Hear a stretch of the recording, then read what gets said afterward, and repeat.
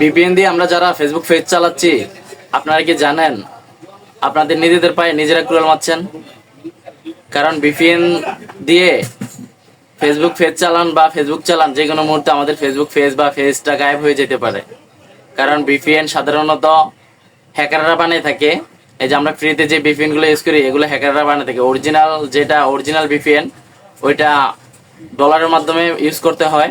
আর আমরা যারা এখন বর্তমানে ফেসবুক পেজ বা ফেসবুক আইডি ইউজ করতেছি, আমাদের বাংলাদেশের ইন্টারনেট সার্ভার বন্ধ করে দিয়েছে।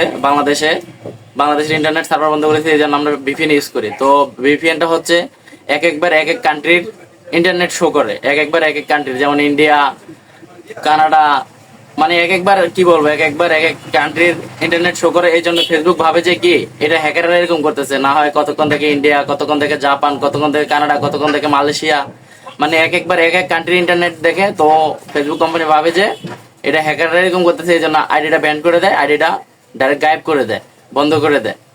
তো আমরা সবাই সতর্ক থাকবো, আমরা ভিপিএন দিয়ে ফেসবুক চালাবো না যতদিন পর্যন্ত বাংলাদেশের সার্ভার ঠিক না হবে, ততদিন পর্যন্ত আমরা ফেসবুক চালাবো না। সবাই সাবধান। আর যদি এই ভিডিওটা কারো উপকারে এসে থাকে, সবাই একটা করে ভিডিওটাতে শেয়ার করে দিবেন, সবাইকে জানার সুযোগ করে দিবেন। ধন্যবাদ, ভালো থাকবেন।